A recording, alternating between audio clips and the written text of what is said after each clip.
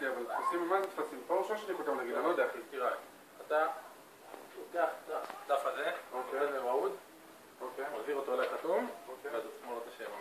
הבנתי. וואי, מה זה השאלון הזה? מהו סדר הפעולות בהרכבת נרגילה, אחי? וואי, כפר עליך, אחי, תעזור לי. אני לא יכול, אחי. מילוי חלב בקד? חשוב בהיגיון, אחי. אפשר לשני עם חלב בקד? ראיתי פעם אחת איזה רוסי, אחד מעשן בגן משה עם חלב בקד, אני יודע. תשמע, אחי, אני לא יודע איפה אתה גר. תמלא חלב בקד זה 21 יום כלא. וואי. כפר לך, תגלה לי. נו, אתה יודע מה שהגעת, אז תרשום א'. יאללה, סבבה.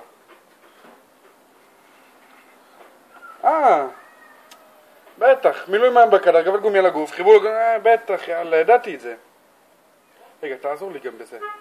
מה, אם היא נלתה מכפר יסיף? בטח שנקנה במכולת בשכונה. חס וחלילה, אחי, מה יש לך? זה כמו אצל נפתלי. וואי. אז אתה אומר לא נכון, נכון? אני רוצה תשובה, הוצאת, לא נכון. זה בטח.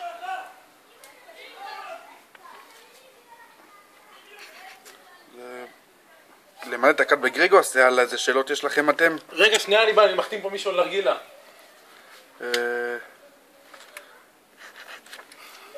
ונגוך דאבל אספרסו? גם לא. הגיחה לי עם הכוכב כלפי חוץ, זה רק מתלמדים כלפי חוץ. רגע, ותקלה זה רק מישהו מוסמך, נכון? נרגילה 02 ומעלה. נרגילה 02 שלא ומעלה? תיתן לאף אחד אחר לגרוח לך בנרגילה, כי אז תחנוק וגם אתה יכול להסתכל במשפט. וואי.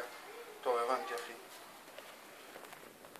רגע, מיליתי הכל. מה זה? סחור חייב לכבד גיחל עם חבר בזמן מעצר בית ולאחריו?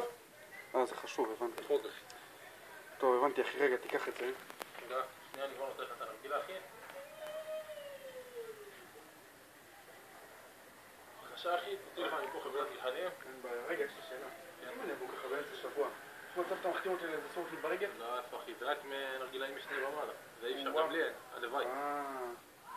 טוב, בסדר. אל תשכח, אחי, להעביר חוטר ותהנו. תודה רבה, אחי.